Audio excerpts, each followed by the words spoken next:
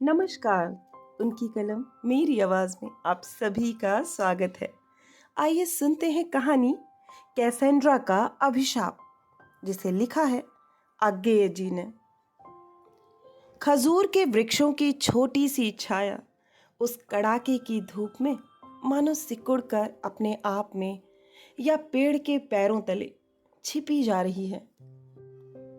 अपनी उत्पत्त सांस से छटपटाते हुए वातावरण से दो चार केना के फूलों की आभा एक तरलता, एक चिकनेपन का भ्रम उत्पन्न कर रही है। यद्यपि है सब और सूनापन, प्यासापन, रुखाई।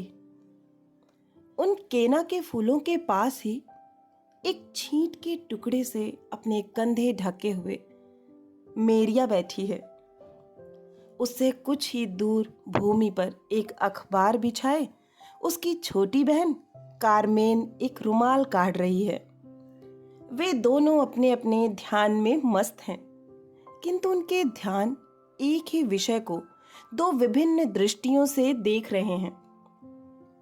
यद्यपि वे स्वयं इस बात को नहीं जानती कि उनके विचार एक दूसरे के कितने पास मंडरा रहे हैं। यद्यपि मेरिया उसे कभी स्वीकार नहीं करेगी, क्योंकि वह इसे अपने हृदय का गुप्ततम रहस्य समझती है। कारमेन की आंखें उसके हाथ के रुमाल पर लगी हुई हैं। वह उस पर लाल धागे से एक नाम काढ़ रही है, जो मेहंदी के रंग से उस पर लिखा हुआ है, मिगेल। नाम के चारों ओर एक बेल काढ़ी जा चुकी है और बेल के ऊपर एक लाल झंडा। मेरिया अपने पास की किसी चीज को अपने चर्म चक्षुओं से भी नहीं देख रही है। केना के फूलों के आगे जो खजूर के दो चार झुरमुट से हैं, उनके आगे जो छोटे छोटे नए गन्ने के खेत हैं, उनके भी पार कहीं जो स्पष्ट किंतु अदृश्य सत्यताएं हैं, उन्हीं पर उसकी आंखें गड़ी हैं। वहां है तो बहुत कुछ। वहां मार काट है, हत्या है, भूख है, प्यास है, विद्रोह है, पर मेरिया उसे देख ही नहीं रही। वह तो वहां एक स्वप्न की छाया देख रही है। एक स्वप्न जो टूट चुका है किंतु बिखरा नहीं, जो बद्ध हो चुका है किंतु मरा नहीं है। वह मिगेल को याद कर रही है। मिगेल जो जेल में बैठा है, मिगेल जो। पर क्या मन को उलझाने के लिए कोई स्पष्ट विचार आवश्यक ही है? क्या कवि कविता लिखने से पहले उसे लिखने के विचार में और उसके अनुकूल झुकाव में ही इतना तल्लीन नहीं हो सकता कि कविता की अभिव्यक्ति एक अकिंचन, आकस्मिक, द्वितीयक वस्तु हो जाए? तभी तो मेरिया भी उसकी याद में तल्लीन हो रही है। उसे याद ही नहीं कर रही, उसे याद करने की अवस्था में ही ऐसी खो गई है कि वह याद सामने नहीं आती। मेरिया और कारमेन साधारणतः इस समय घर से बाहर नहीं बैठती। एक तो धूप गर्मी, दूसरे विद्रोह के दिन, तीसरे घर का काम, और सबसे बड़ी, सबसे भयंकर बात यह कि उन दिनों में वेश्याएं ही दिन दहाड़े बाहर निकलती हैं, या वे कुलवधुएं जो भूख और दारिद्र्य से पीड़ित होकर दिन में ही अपने आप को बेच रही हैं। चोरी से नहीं, धोखे से नहीं, धर्म ध्वजियों की काम लिप्सा से नहीं। इन सब सभ्यताओं के अलंकारों के लिए उन्हें कहाँ अवकाश? किंतु केवल 6 आने पैसे के लिए, जिसमें वे रोटी भर खा सकें। मेरिया विधवा है, कारमेन अविवाहिता, और दोनों ही अनाथिनी और दरिद्र। किंतु वे अभी वहां तक नहीं पहुंची। वे अभी घर में बैठकर अपने टूटते अभिमान से लिपट कर रो सकती हैं, इसलिए किसी हद तक स्वाधीन हैं। आज वे बाहर बैठी हैं तो इसलिए कि आसपास आने जाने वालों को देख सकें और आवश्यकता पड़ने पर पुकार सकें, क्योंकि आज वे अतिथि की प्रतीक्षा कर रही हैं। दोनों ही उद्विग्न हैं क्योंकि प्रतीक्षा का समय हो चुका है। पेड़ों की छाया अपना लघुतम रूप प्राप्त करके अब फिर हाथ पैर फैलाने लगी है। शायद पेड़ों के चरणों में आसन पाने से निराश होकर उसी प्राचीन दिशा की ओर बढ़ने लगी है जिससे सूर्य का उदय हुआ था। शायद इस भावना से कि जो सूर्य को काख में दाब कर रख सकती है, वह क्या उसे आश्रय नहीं देगा। अतिथि के आने की बेला बहुत देर हुए हो चुकी है, पर मेरिया और कारमेन दोनों अपने कामों या कामों की निष्क्रियता में ऐसी तन्मय दिख रही हैं कि दोनों ही एक दूसरे को धोखा नहीं दे पाती और व्यक्त हो जाती हैं। कारमेन कहती है, बहन देखो, यह ठीक बन रहा है। तुम सोच क्या रही हो? और मेरिया बिना उसके प्रश्न का उत्तर दिए ही स्वयं पूछती है, हाँ कारमेन, तू तो कम्युनिस्ट है ना, पक्की। मैं जो हूं सो हूं। तुम यह बताओ कि तुम सोच क्या रही थी। मैं क्या सोचूंगी? तू ही तो अपने झंडे में इतनी तल्लीन हो रही है कि कुछ बात नहीं करती। मैं झंडे में और तुम इस नाम में, क्यों, है ना? कहकर कारमीन शरारत से हंसती है। चुप शैतान! हंसकर मेरिया एकाएक गंभीर हो जाती है और कारमेन भी चुप रहती है। कभी कभी बीच बीच में कनखियों से उसकी ओर देखकर कुछ कहने को होती है, पर कहती नहीं। गन्ने के खेत के इधर एक व्यक्ति आता दिख रहा है। मेरिया स्थिर उत्कंठा से देखने लगी है। कारमेन ने उधर नहीं देखा, किंतु किसी अलौकिक बुद्धि से वह भी अनुभव कर रही है कि उसकी बहन व्यग्रता से कुछ देख रही है और वह भी एक तनी हुई प्रतीक्षा सी में अपना काम कर रही है। जब वह व्यक्ति पास आ गया तो मेरिया ने उठकर हाथ से उसे इशारा किया और कारमेन से बोली, कारमेन, तू भीतर जा, मैं बात करके आऊंगी। कारमेन एक बार मानो कहने को हुई, मैं भी रह जाऊं, फिर उस वाक्य को एक चितवन में ही उलझा कर चली गई। कहो सेबेस्टियन, मिलने को क्यों कहला भेजा था? तुम्हारे लिए समाचार लाया हूं। कोई सुनता तो नहीं? नहीं, फिर भी धीरे धीरे कहूं, मिगेल का समाचार है। मेरिया चुप, उसके चेहरे पर उत्कंठा भी नहीं दिखती। वह मेटांजास की जेल में है। यह तो मैं भी जानती हूँ। सेबेस्टियन स्वर और भी धीमा करके बोला, वह वहां से निकलकर अमेरिका जाने का प्रबंध कर रहा है। मेरिया फिर चुप, पर अब की उत्कंठा नहीं छिपती। उसे धन की जरूरत। फिर सेबेस्टियन संदिग्ध स्वर में बोला, यही मैं सोच रहा हूं। मेरा जो हाल है सो देखती हो, अभी 3 दिन से रोटी नहीं खाई और तुमसे भी कुछ कह नहीं सकता।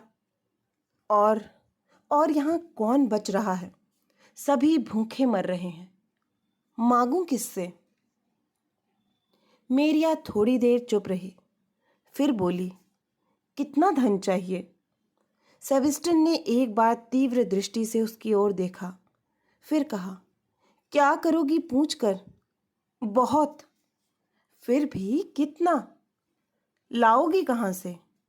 अगर $100 चाहिए तो? 100 चाहिए? तनिक विस्मय से, अगर $200 चाहिए? 300? $300 चाहिए? अब विस्मय को छिपाकर उदासीनता दिखाते हुए, नहीं, चाहिए तो इससे भी अधिक, कम से कम $500 खर्च होंगे। बड़ी जोखिम का काम है, पर इन बातों से क्या लाभ? हो तो कुछ सकता ही नहीं। तुम पूछती क्यों हो? मेरिया चुप है। उसके मुख पर अनेक भाव आते हैं और जाते हैं।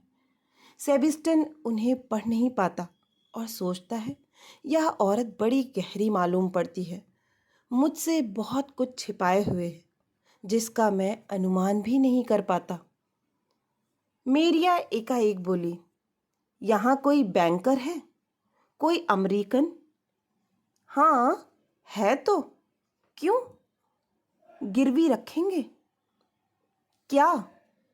शायद कोई खरी चीज हो तो रख लें, पर आजकल गिरवी से बेचना अच्छा, क्योंकि मिलेगा बहुत थोड़ा। पर क्या तुम गिरवी रखना चाहती हो? अभी तो तुम्हारा खर्च चलता होगा। मेरिया ने उत्तर नहीं दिया।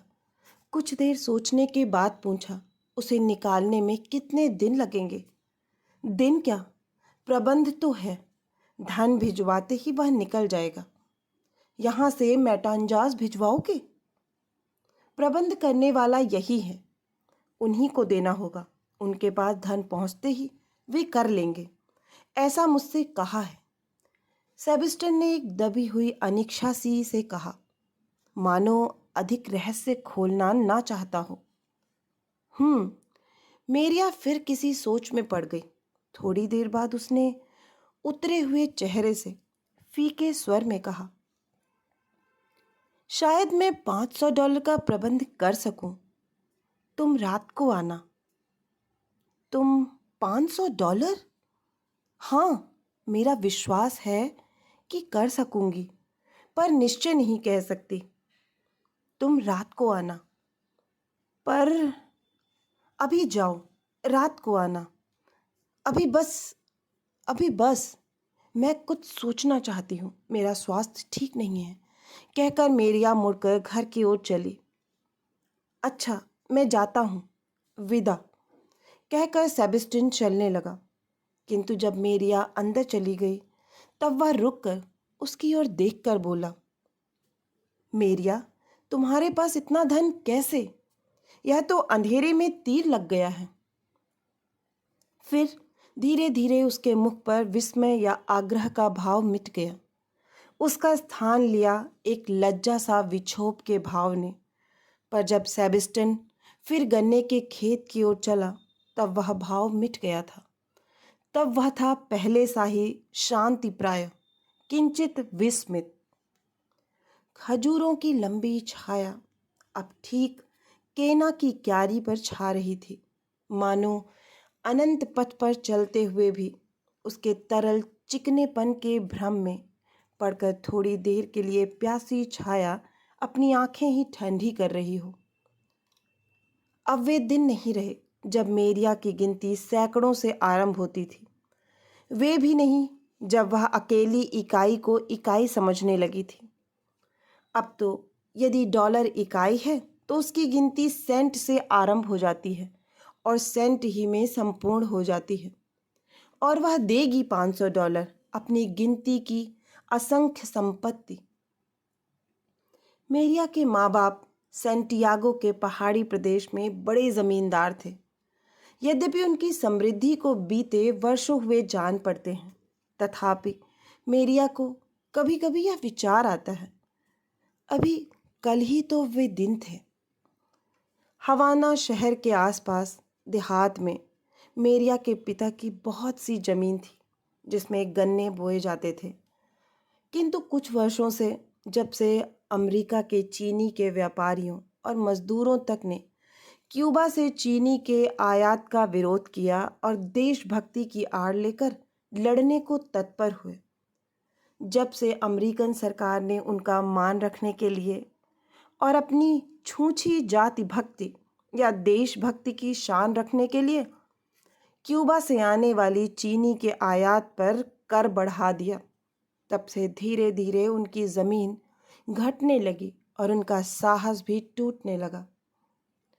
मेरिया को वह दिन याद है, यद्यपि बहुत देर से, ऐसे जैसे पिछले जीवन के सुख दुख याद आ रहे हों। जब उसके पिता ने आकर एक दिन थके हुए स्वर में मेरिया की माँ से कहा, रोज़ा, हम लुट गए हैं, दिवालिया हो गए हैं।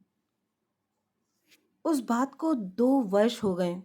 उसके बाद ही वह दिन भी आया जब सैंटियागो में उनका मकान भी बिक गया और वे एक साधारण परिवार बनकर हवाना आए मजदूरी करने के लिए। वह दिन भी जबकि मेरिया के पिता एक दिन गन्ने के खेत की निराई करते करते लू लगने से मर गया और उसके कुछ ही दिन बाद मेरिया की माँ भी, जो सब कष्ट और क्लेश सहकर भी अभिमान की चोट को नहीं सहार सकी थी।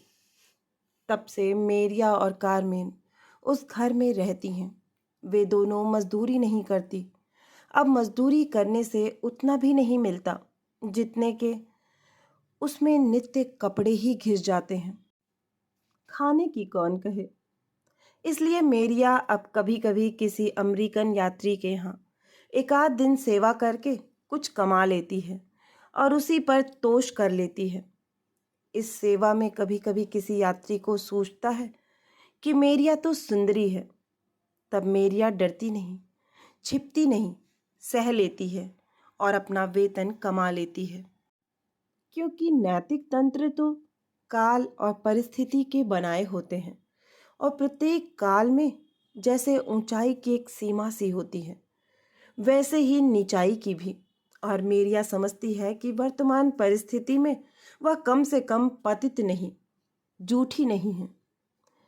सीपी जब समुद्र में पड़ी होती है तब उसकी गति अबाध होती है और वह अस्पृश्य। जब वह तीर पर पड़ी सूखती है तब लोग उसके बाह्य आकार को छू लेते हैं, सहला लेते हैं, पर उससे उसके अंदर छिपा हुआ जीव आहत नहीं हुआ, वैसा ही अस्पृश्य रहता है। फिर एक दिन ऐसा भी आ सकता है जब सूखे उत्ताप से छटपटाकर सीपी अपना बाह्य कठोर कवच खोल देती है। तब लोग उसके भीतर से मुक्ता मणि लूट ले जाते हैं। तब उसका कवच कहीं पड़ा रहता है और उसके जीव को कौवे नोच ले जाते हैं। मेरिया विधवा थी, पवित्र थी, अछूती थी। उसका विवाह उसके पिता ने अपने पड़ोस के एक उच्च कुल के निकम्मे युवक से कर दिया था, जो विवाह के कुछ ही दिन बाद मर गया था। उसके बाद ही मेरिया के माता पिता सकुटुंब हवाना आए और दोनों लड़कियों को छोड़ परलोक से धारे थे। जहाँ शायद चीनी पर विदेशी कर नहीं लगता था, तब पहले कुछ दिन मेरिया ने मजदूरी भी की थी, पर फिर यात्रियों की टहल करने लगी थी। यात्री उससे अधिक कुछ नहीं मांगते थे। अधिक से अधिक एक मुस्कान, हाथों का स्पर्श, एक कोमल संबोधन, इतने के लिए वह इनकार नहीं करती थी, उपेक्षा से देती थी और अपनी मजदूरी ले जाती थी। इससे आगे उसके भी एक कठोर कवच था, तीर पड़ी सीपी की तरह, और वह सोचती थी कि उसका कौमार्य सदा ऐसा ही अक्षत रहेगा। एक बार ऐसा हुआ था कि वह इस गीत को बदलने लगी थी। वह अपने को उत्सर्ग करने लगी थी। अपनी ओर से वह उत्सर्ग हो भी चुकी थी, शायद स्वीकृत भी। पर यदि ऐसा हुआ था तो ना वह उत्सर्ग चेष्टा ही व्यक्त हुई थी और ना उसकी स्वीकृति ही। वह पिछले साल की बात है। तब मिगेल उसके पड़ोस में रहता था। वह स्वयं गरीब था और मजदूरी करता था, किंतु वह मेरिया के छिपे अभिमान को समझता था। कभी कभी वह मेरिया की अनुपस्थिति में आता, कारमेन से बातचीत करता और उसके लिए खाने पीने का बहुत सा सामान छोड़ जाता। कारमेन स्वयं खाती तो मिगेल कहता, रख लो बहन के साथ खाना, और कारमेन इस उपदेश का औचित्य देखकर इसे स्वीकार कर लेती। इसी प्रकार मिगेल हर दूसरे दिन कुछ भेंट छोड़ जाता, जिससे दोनों बहनों का एक दिन का खर्च बच जाता। तब एक दिन मेरिया ने उसे मना करने के लिए उसका सामना किया था और तब से फिर सामना कर सकने के अयोग्य हो गई थी, बिक गई थी। मेरिया मिगेल से बात बहुत कम करती।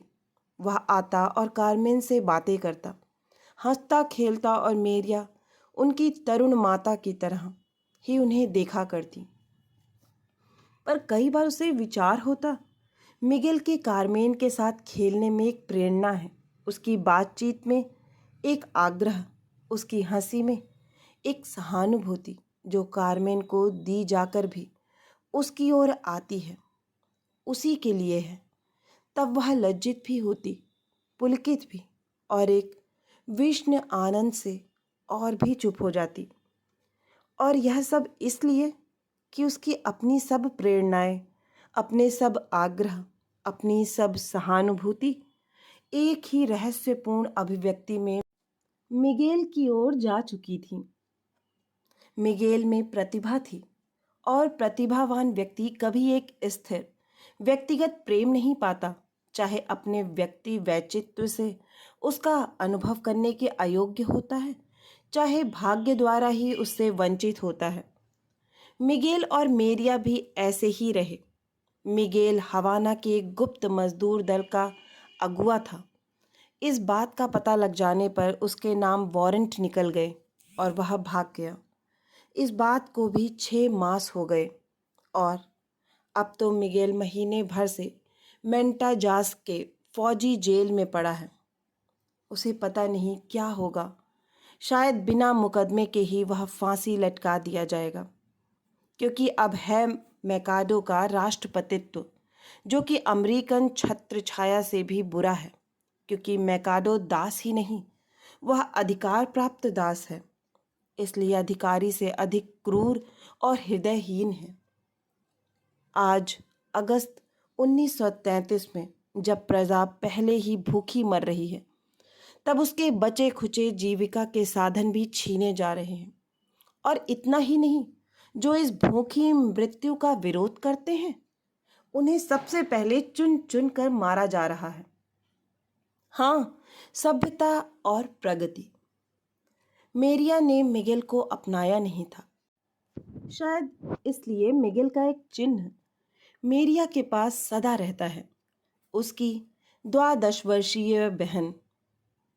मेरिया का प्रेम मौन था, कार्मेन का स्नेह अत्यंत मुखर, क्योंकि वह प्रेम नहीं था, वह था एक पूजा मिश्रित अधिकार, वैसा ही जैसा किसी बच्चे के मन में अपने देवता के प्रति होता है। कार्मेन ना हर समय मिगेल का नाम जपती थी। हर एक परिस्थिति में उसके मुख पर एक ही प्रश्न आता था कि इसमें मिगेल को कैसा लगता।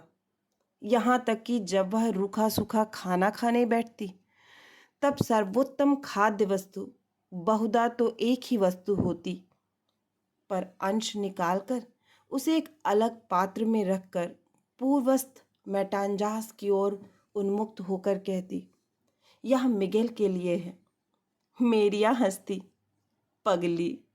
पर कार्मेन की कर्म से उसे ऐसा जान पड़ता है कि मिगेल की एक सकरुण सांस उसके पास से उसकी किसी लट को किंचित मात्र कंपित करती हुई शायद उसके श्रुति मूल को छूती हुई चली गई। वह जरा पीछे झुक जाती है, विश्रांति की मुद्रा में क्षण भर पलके मींचकर एक छोटी सी सांस लेती और फिर प्रकृतिस्थ हो जाती। भोजन का अधिक मधुर जान पड़ने लगता और मेरिया को एकाएक ध्यान आता कि कार्मेन उसकी कितनी कितनी अत्यंत प्रिय।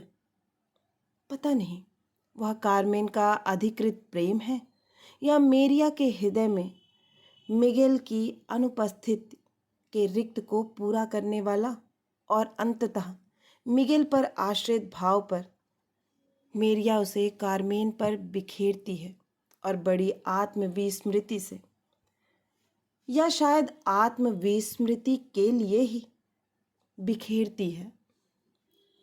कार्मेन इसे जानती है, वह छोटी है, अबोध है, अपने इष्ट देव की पूजा में, अपनी वीर पूजा में खोई हुई है। पर मेरिया को जानती है, वह जानती है कि उसका देवता का कुछ है और मरिया सर्वथा उसकी ओर उसे इससे ईर्ष्या नहीं होती। प्रेम किसी न किसी प्रकार के प्रतिदान का इच्छुक होता है, चाहे वह प्रतिदान कितना ही वंचक और मारक क्यों ना हो। इसलिए प्रेम में ईर्ष्या होती है, पर पूजा भाव, विशेषतः वीर पूजा में प्रतिदान की इच्छा नहीं होती, इसीलिए उसमें विरोध की भावना नहीं होती। एक पुजारी अपने देवता के अन्य उपासकों से एक समीपत्व ही अनुभव करता है। और फिर कार्मेन यह भी तो समझती है कि स्वयं मेरिया की कितनी अपनी है, क्योंकि वह देखती है मेरिया के जीवन का कोई भी रिक्त अगर भरा है तो कारमेन से ही। मेरिया ने मानो अपने प्राण सूत्र के सब तंतु सब ओर से समेटकर उसी में लपेट दिए हैं और उसी की आश्रित हो रही है। कारमेन यह तो समझ सकती नहीं कि मेरिया की जीवन लता कितनी अधिक उसके सहारे की आकांक्षी है। वह इसलिए कि उसके भीतर कहीं घुन लग रहा है जो उसकी शक्ति को चूस जाता है और उसे बाह्य आश्रय के लिए बाध्य कर रहा है। कारमेन समझती है कि मारिया का उसके प्रति सच्चा स्नेह है और वह वास्तव में है भी सच्चा और विशुद्ध, किंतु वह स्वयंभू नहीं है। वह एक रिक्त की प्रतिक्रिया है। जैसे सब पैर में कहीं जूता चुभता है, तब उस चुभन से उस स्थान की रक्षा के लिए एक फफोला उठता है और स्नेह से भरता है। वह फफोला भी सच्चा होता है और स्नेह भी, पर वह स्वाभाविक होकर भी स्वयंभूत नहीं होता। वह एक बाह्य कारण से, एक रिक्ति की या पीड़ा की प्रतिक्रिया से उत्पन्न होता है। इसे कारमेन भी नहीं जानती, मेरिया भी नहीं जानती, क्योंकि जो स्वयं जीने की क्रिया में व्यस्त होते हैं उन्हें जीवन के स्रोतों का अन्वेषण करने का समय नहीं होता, शायद प्रवृत्ति भी नहीं। मेरिया और कारमेन के इस $5 मासिक के 7.5 आने रोज के जीवन में एक व्यक्ति और भी उलझा हुआ है। वास्तव में उलझा ही हुआ है, क्योंकि मिगेल तो उसका एक स्वाभाविक अंग है और यह व्यक्ति है एक पहेली, एक उलझन भी, जो विभिन्न अवस्था में शायद सुलझाई भी जा सकती है और जो किसी भी अवस्था में उनके जीवन का आवश्यक अंग नहीं हुई, ना होगी। यह व्यक्ति है सेबेस्टिन। वर्तमान युग की गिनती में सेबेस्टिन से दोनों बहनों का परिचय बहुत दिन से है। वह भी किसी समय समृद्ध था। उसकी पत्नी मोटर में बैठती थी, उसके बेटे अभिजनों के स्कूल में पढ़ते थे, पर अब वह भी मजदूरी करता है और दिन भर खून पसीना एक करके भी अपना खर्च नहीं चला सकता। विशेषतः इसलिए कि अपनी स्त्री का तुषार में उलाहने भरा मौन उससे नहीं सहा जाता। उसे देखकर वह कई बार किसी भयंकर आग से भर जाता है और बिल्कुल हृदयहीन एक मारक शस्त्र की तरह हो जाता है। अनुभूति, दया, आचार ज्ञान तक से परे उठे हुए खांडे की तरह जो गिर ही सकता है और जिसके गिरने की नीति शास्त्र नहीं नियंत्रित कर सकता। वह मिगेल का सखा था, सहयोगी था, विश्वास पात्र था। मिगेल के साथ सामान्य दारिद्र्य में बंधा था और मिगेल इस बंधन को ही सबसे बड़ा बंधन समझता था और इसी के कारण सेबेस्टियन का विश्वास करता था।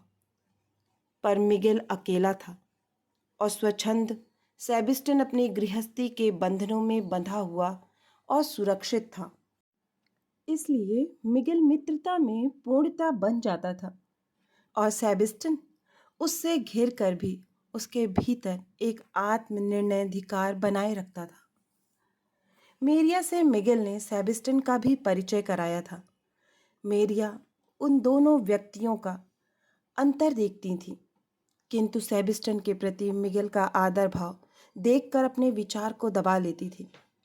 मिगेल उसका कुछ नहीं था, किंतु उसके बिना जाने ही उसका मन इस निश्चय पर पहुंच चुका था कि जो कुछ मिगेल का निजी है वही उसका भी है।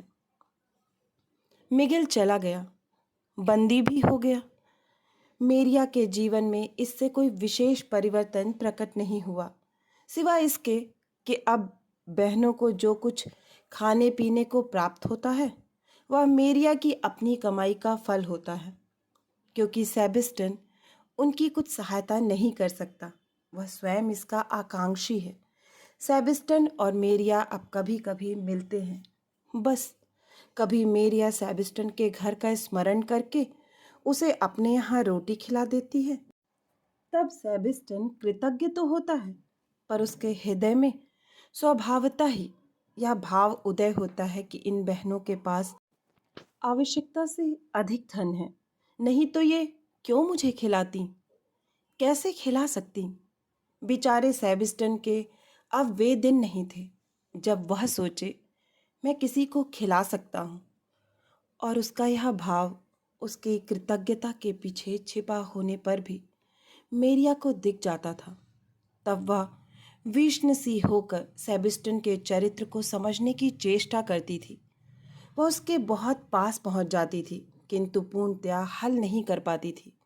सेबिस्टन उसके लिए एक उलझन रह जाता था जो सुलझ सकती है, यद्यपि अभी सुलझी नहीं, जो एक पहेली है जिसका हल है तो, पर अभी प्राप्त नहीं हुआ। तब वह सांत्वना के लिए जाती थी, अपने चिर अभ्यस्त कवियों के पास नहीं, उस चिर अभ्यस्त कविता के जीवन राह, आंधी पानी, धुएं के पैगंबर कार्ल मार्क्स की शरण में, क्योंकि उस समय उसकी मन स्थिति कोमल कविता के अनुकूल नहीं होती थी। वह चाहती थी एक भैरव कविता, उच्छल लहरी की तरह एक ही भव्य गर्जन में सब कुछ डुबोने वाली, घोर विनाशिनी। वह कारमेन को बुलाकर पास बैठा लेती और उसके साथ पढ़ने लगती। कारमेन के उत्साहशील तरुण हृदय को मिगेल ने पूरा कम्युनिस्ट बना दिया था। वह कार्ल मार्क्स के नाम पर किसी समय कुछ भी पढ़ने को प्रस्तुत थी। उसकी इस तत्परता में वही व्यग्र भावुकता थी। मार्क्स उसकी बुद्धि पुष्ट कर सकता था, पर उसकी स्वाभाविक चंचलता को नहीं। मेरिया भी मार्क्स को अपने मस्तिष्क से नहीं, अपने हृदय से पढ़ती थी। कारमेन जब देखती कि मेरिया किस प्रकार उसके उच्चारण में ही लीन हुई जा रही है, उसके तर्क की ओर नहीं जाती, केवल उसकी विराट विध्वंसनी प्रेरणा में बही जा रही है, तब मेरिया के भाव को प्रतिबिंबित करता हुआ एक रोमांच सा उसे भी हो जाता था। एक कपकपाती सी उसके शरीर में दौड़ जाती थी, वैसी ही जैसी किसी अनिश्वरवादी मूर्ति पूजा हृदय में किसी भव्य मंदिर में आरती को देख सुनकर हो उठती है। जब मेरिया पढ़ चुकती थी, तब कारमेन अकस्मात कह उठती, मिगिल के पढ़ाने में तो यह ऐसा नहीं होता था। मेरिया पूछती, क्या? तो कारमेन से उत्तर देते ना बनता। वह मन ही मन कल्पना करती, कहीं विजय समुद्र तट पर बने गिरजाघर में संवेद गान हो रहा हो और लहरों के नाद से मिल रहा हो, और इस भाव को कह नहीं पाती थी, एक खोई सी मुस्कान मुस्कुरा देती थी। आज सेबिस्टन के जाने के बाद भी यही हुआ। मेरिया पढ़ने लगी और कारमेन चुपचाप सुनने, किंतु मेरिया से बहुत देर तक नहीं पढ़ा गया। उसने उकता कर पुस्तक रख दी और बोली, फिर सही। कारमेन ने धीरे से पूछा, मेरिया, आज तुम्हें कुछ हो गया है, बताओ, सेबिस्टन क्या कहता था? मेरिया जैसी चौंकी, बोली, कुछ तो नहीं। उस स्वर में कुछ था जिसने कारमेन को झकझोर कर कहा, पास आ। कारमेन आई और मेरिया की गोद में सिर रखकर बैठ गई। मेरिया ने उसे पास खींच लिया और उसे गले से लिपटाए बैठी रही। कभी कभी कारमेन को मालूम होता मेरिया वहाँ नहीं है, तब वह सिर उठाकर मेरिया का मुंह देखना चाहती, पर मेरिया उसे और भी जोर से चिपटा लेती, सिर उठाने न देती। ऐसे ही धीरे धीरे संध्या हो गई। खजूर के पेड़ों के पीछे सारा वायुमंडल स्वर्ण धूलि से भर सा गया, जिसमें गन्ने के खेत अदृश्य हो गए। जो क्षितिज दोपहर में बहुत दूर जान पड़ता था, अब मानो बहुत पास आ गया, मानो खजूर के वृक्षों के नीचे ही घोंसला बनाने को आ छिपा। दूर कहीं अमेरिकन राजदूत भवन से घंटे का स्वर सुन पड़ने लगा और नगर से शोर भी एकाएक बहुत पास जान पड़ने लगा। कारमेन मेरिया की गोद में बहुत चुप पड़ी थी। मेरिया ने पूछा। कारमेन सो गई क्या? तब कारमेन ने गोद में रखा हुआ सिर मेरिया के शरीर से रगड़कर हिला दिया और झूठ मूठ के रूठे स्वर में बोली, तुम बताती तो हो नहीं। ओह वाह, कहकर मेरिया फिर चुप हो गई। थोड़ी देर बाद बोली, कारमेन तुझसे एक बात पूछनी है। ना, उठ मत, ऐसे ही पड़ी रह।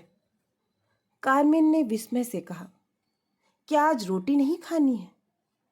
खा लेंगे, तू सुन तो। हाँ कहो।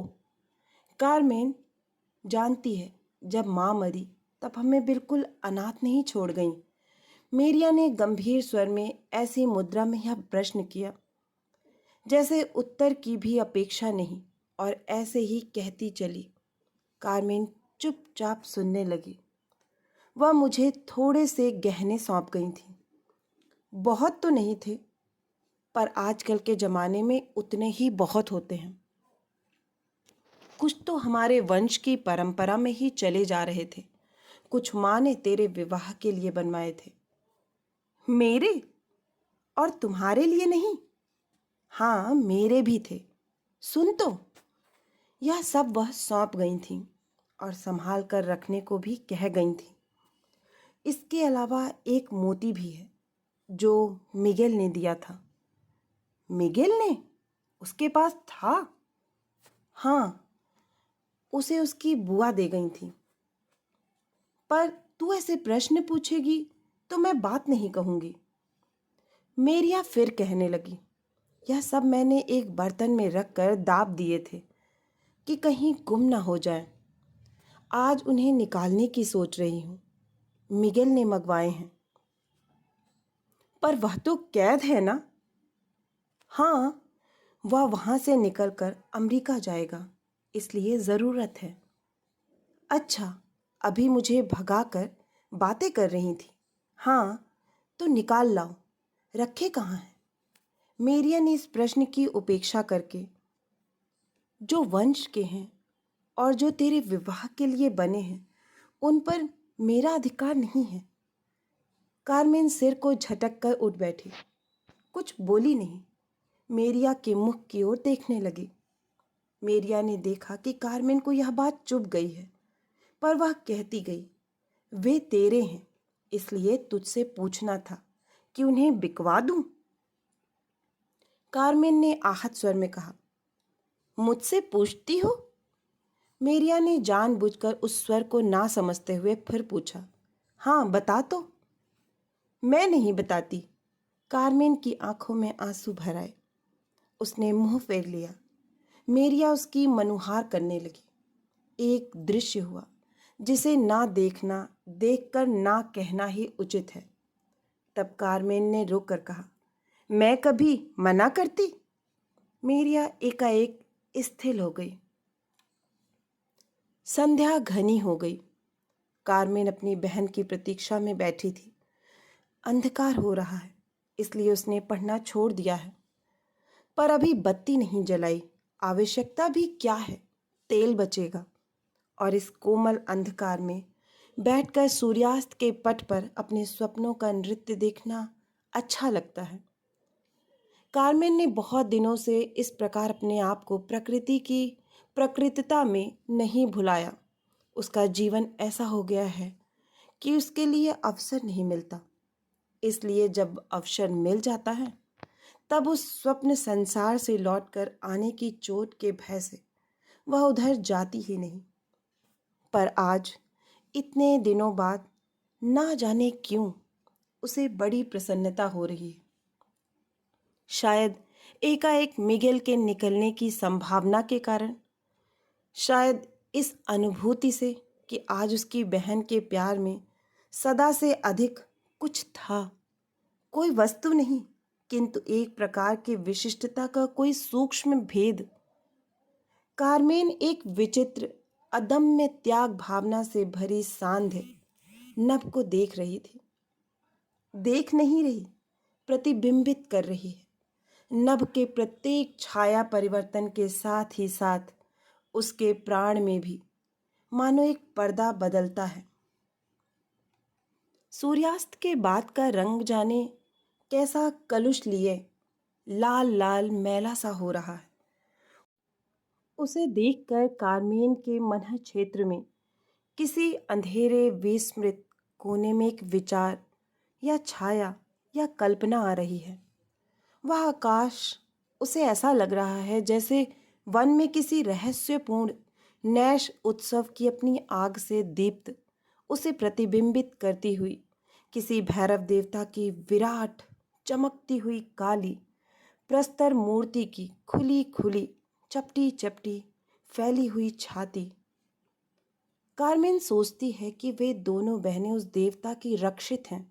यद्यपि वह देवता बड़ा विकराल है, पर मेरिया अभी तक आई क्यों नहीं?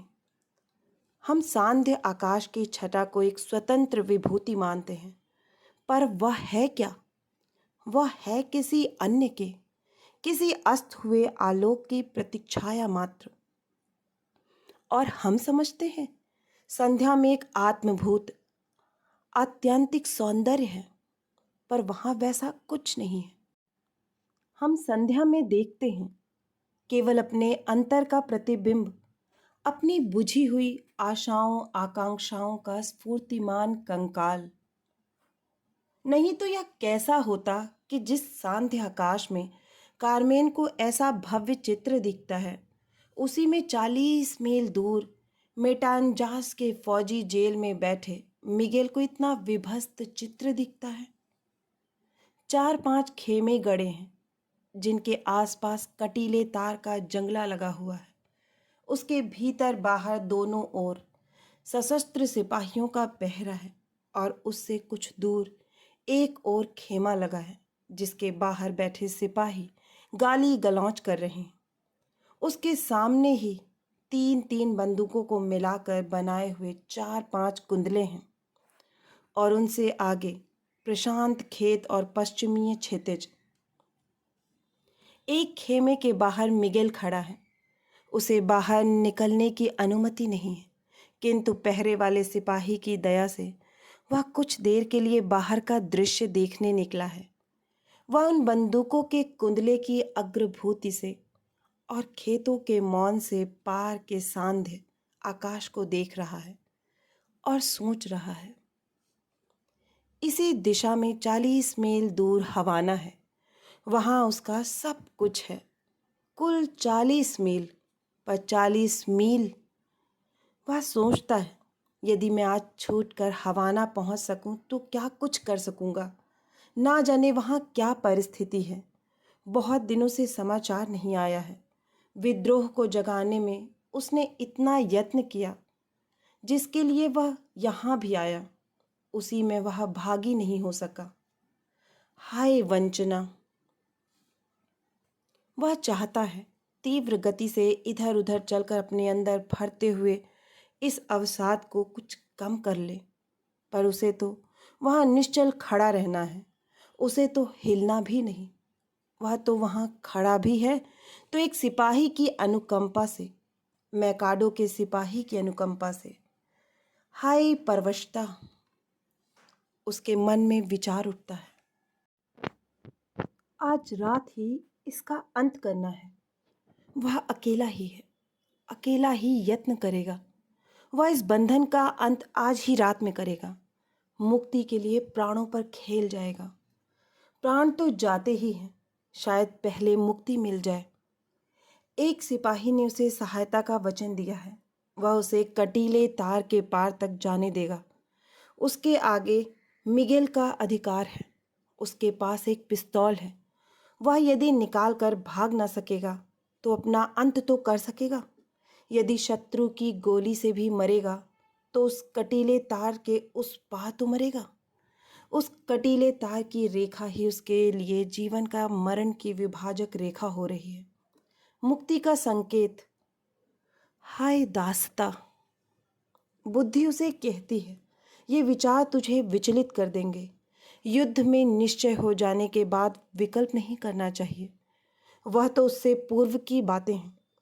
तब वह कहीं पढ़ी हुई कविता की 2-4 पंक्तियां दोहराता है और सूर्यास्त को देखकर वही विभस्त कल्पनाएं करने लगता है। यह वही आकाश है, वही आलोक का छाया नर्तन, वही कलुषमयी लाली, वह फीका फीका मैलापन। पर मिगेल क्या देखता है? जैसे रोगिणी क्षितिज का रक्त मिश्रित रजस्त्रव, या जैसे काल गति से किसी विकराल जंतु के प्रसव के बाद गिरे हुए फूल। अपनी कल्पना की विभस्तता से वही मचमचा जाता है। पर वह आती है और आती है, और इतना ही नहीं, वह यह भी सोचने लगता है कि वह विकराल जंतु क्या होगा जिसके प्रसव के ये फूल हैं। वह क्रूर, भयंकर, नामहीन आतंक, वह तो बहुत दूर है। यहीं हवाना के अंतिक में उसी सूर्यास्त को एक और व्यक्ति देख रहा है, सेबेस्टियन। वह अपने घर में अकेला है, यद्यपि उसके पास ही उसकी स्त्री और बच्चे हैं, और उसकी स्त्री उसे कुछ कह रही है। वह कुछ सुन नहीं रहा। उसे आज अपनी स्त्री के चुभ जाने वाले शब्दों का भी ध्यान नहीं। वह उससे भी अधिक चुभने वाली बातों पर विचार कर रहा है। वह विश्वासघात की तैयारी कर रहा है। वह जानता है कि यह विश्वासघात होगा। यह भी अनुभव कर रहा है कि यह भयंकर पाप, अत्यंत नीचता होगी। वह इस पर लज्जित भी है, किंतु किसी अमर शक्ति से बंधा हुआ सा वह यह अनुभव कर रहा है कि यह होगा अवश्य, उससे होगा, और वह सब कुछ देखते हुए भी अंधा होकर इसे करेगा। क्या करेगा? कुछ भी तो नहीं। किसी के पास आवश्यकता से अधिक धन है, उसे ले लेगा। उनके लिए जिन्हें उसकी आवश्यकता है, अपनी बीवी और बच्चों के लिए। यह कोई पाप है? और फिर उसने इसके लिए योजना तो बनाई नहीं। उसे कब आशा थी कि मेरिया धनी है? उसने तो पता लगाने के लिए प्रश्न पूछा था। मेरिया स्वयं ही कहती है, भाग्य उसे कुछ देता है तो वह ना लेने वाला कौन? वह झूठा, दगाबाज, आत्मवंचक। अब उसे दिखता है वह कुछ हो, वह एक अप्रतिरोध से बंधा हुआ है, और उसके लिए यदि कहीं क्षमा नहीं तो उसे प्रेरणा से अवश्य मिलेगी। सारा आकाश, सारी सृष्टि आग के लाल प्रतिबिंब और काले काले धुएं से भरी हुई है। तब वही कहाँ से शीतल आत्मा ले आवे? वही कहाँ से आदर्श पुरुष हो जावे? वही कहाँ उस लाल प्रति ज्योति और उस काले धुएं से बचकर जा पहुंचे? और वह अकेला ही उसे नहीं देख रहा। यहीं हवाना शहर में उसी सूर्यास्त में अनेक व्यक्तियों को क्या कुछ दिख रहा है। यहाँ हवाना का वह अंश रहता है जिसे कभी उसका अंश गिना नहीं जाता, किंतु जिस पर उसका अस्तित्व निर्भर करता है, जो हवाना की गरीबी का निकेत है, किंतु जो हवाना की संपत्ति को बनाता है।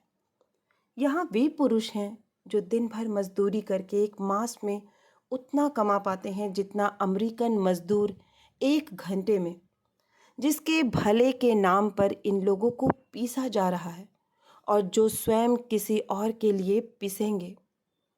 यहाँ वे औरतें भी हैं जो दिन भर और आधी रात भर सिलाई का काम करती हैं और एक दर्जन कमीज़ें सीकर 5 आने वेतन पाती हैं, या जो अपने शरीर को बेचकर उसके मूल्य में कुछ आने पैसे और कोई मारक रोग पाकर कृतज्ञ भी हो सकती हैं। यहाँ वे लड़के भी हैं जो अपने माता पिता का पेट भरने, माता पिता के पेट का खालीपन कम करने के लिए वह भी करने को तैयार रहते हैं जिसके विरुद्ध समस्त मानवता चिल्लाती है। वे सब सूर्यास्त को देख नहीं रहे हैं, पर सूर्यास्त उनकी आंखों के आगे है। उन्हें कुछ ना कुछ दिखता भी है। उनके पास इतना समय नहीं कि रुककर उसे देखें, उस पर विचार करें, पर उनकी अशांति में सूर्यास्त के प्रति एक भाव जाग रहा है। वही कलुषपूर्ण लाल लाल मैला सा आकाश उनके मन में ऐसा है जैसे क्रोध की पिघली हुई आग उबल उबल कर बैठ गई हो, ऊपर सतह पर छोड़ गई हो एक घुसार सी, जली बुझी सुलगती सी एक कुढ़न की आग। उनके हृदय में भी कुढ़न की आग सी उठ रही है। वे समझते हैं उनमें क्रोध की ज्वाला है, पर क्रोध करने के लिए शक्ति की आवश्यकता होती है, और वे हैं निर्बल और अपनी निर्बलता के परिचित। वे कुढ़ ही सकते हैं, जैसे कि वे अब तक करते रहे। आज वे जो तैयारी कर रहे हैं वह क्रोध नहीं, वह भी कुढ़न की आग ही है।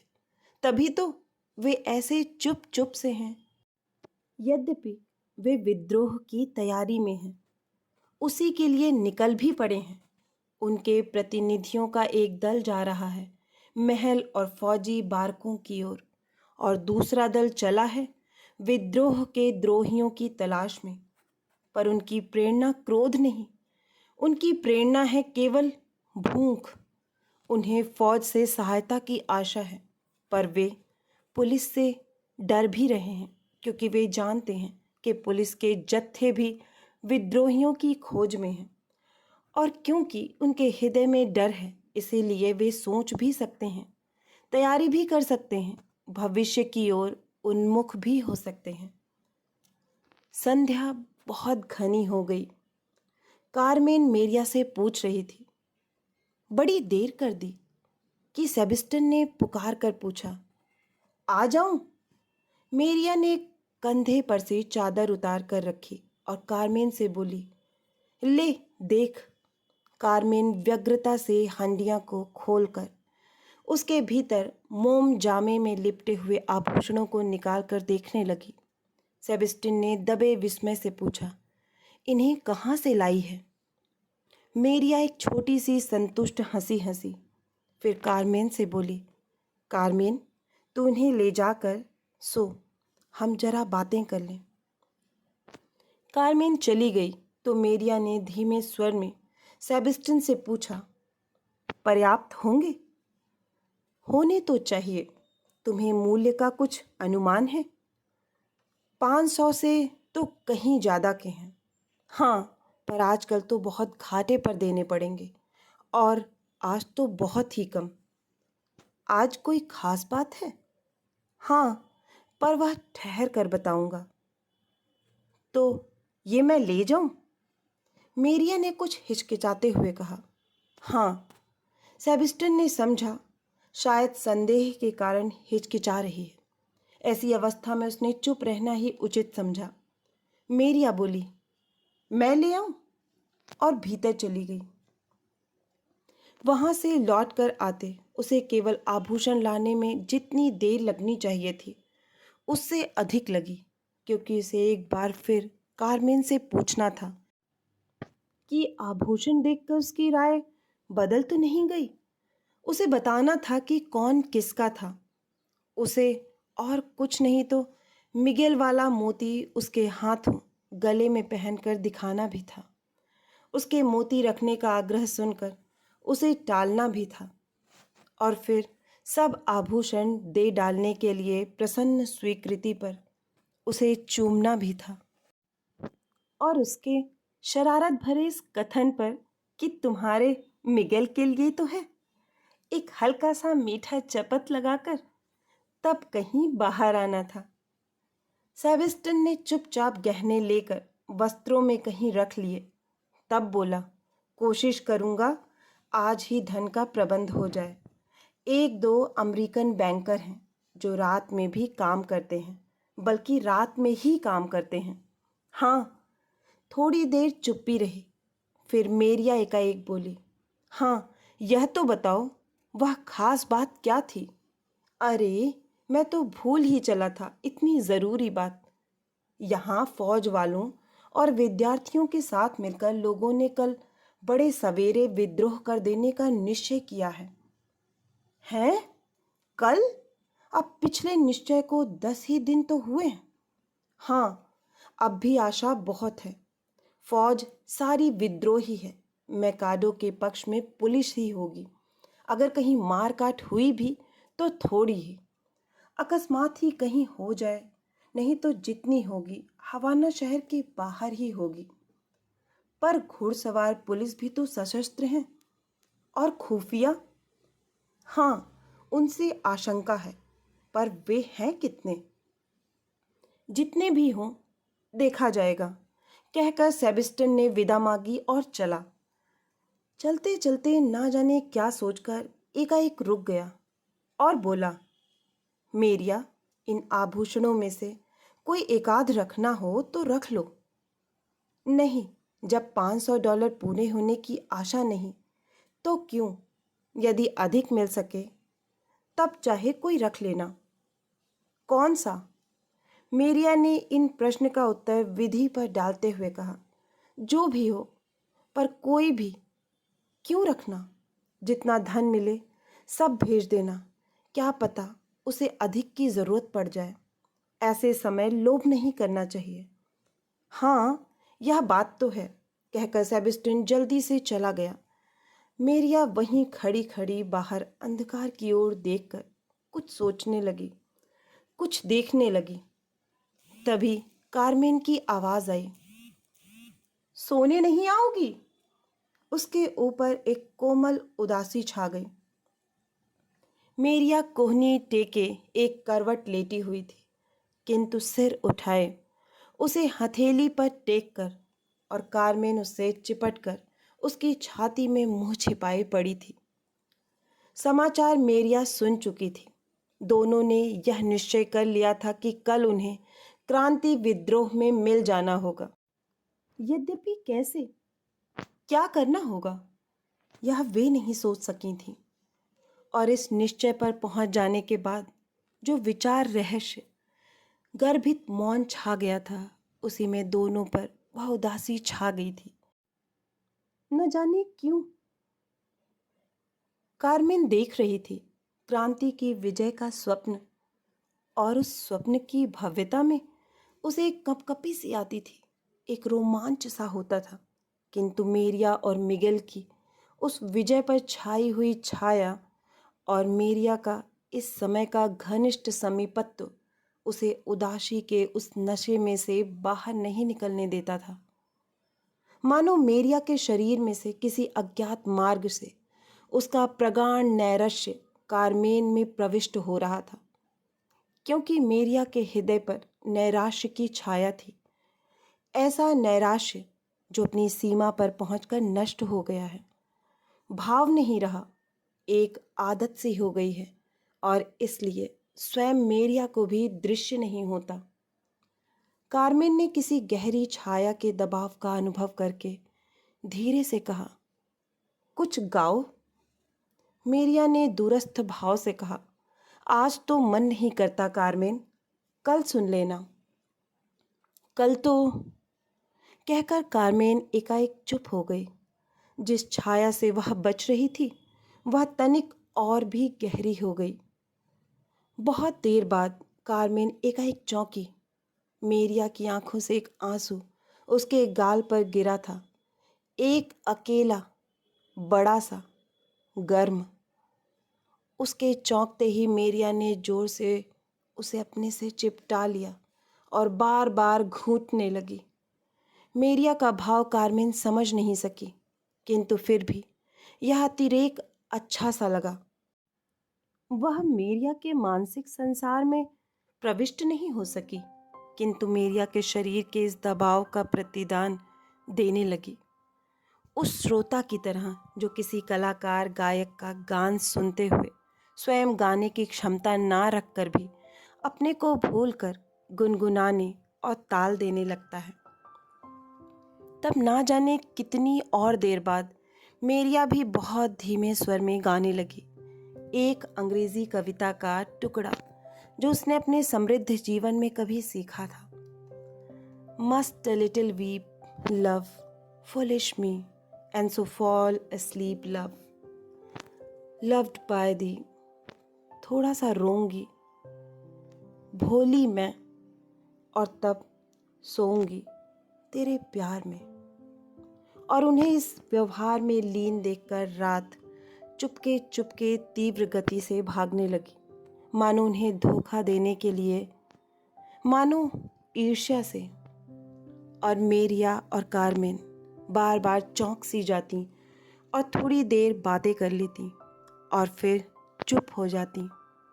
और कारमेन 2-4 झपकियां सो भी लेती। कभी कभी एकाध आंसू गिर जाता तो दोनों ही अपने अपने आंसू भरे हृदय में सोचती किसका था, और फिर अपने को छिपाने के लिए बातें करती या आलिंगन करती, और इसी चेष्टा में वही प्रकट हो जाता जो वे छिपा रही थी। तब वे इसी अतिशय समीपत्व की वेदना से घबराकर आगे देखने लगती, भविष्य की ओर। मेरिया किधर और कारमेन किधर, उनके पथ विभिन्न थे और प्रतिकूल, किंतु ना जाने जैसे अपने अंत में वे मिल जाते थे। एक खारी बूंद में, एक दबाव में, एक सांस में, एक तपे हुए मौन में, या इन सभी की अनुपस्थिति की शून्यता में। प्रतीक्षा की रातों को प्रतीक्षक का भाव ही लंबी बनाता है, किंतु यदि उनसे वह भी ना हो तो वे रातें कैसे कटें, अंतहीन ही ना हो जाएं।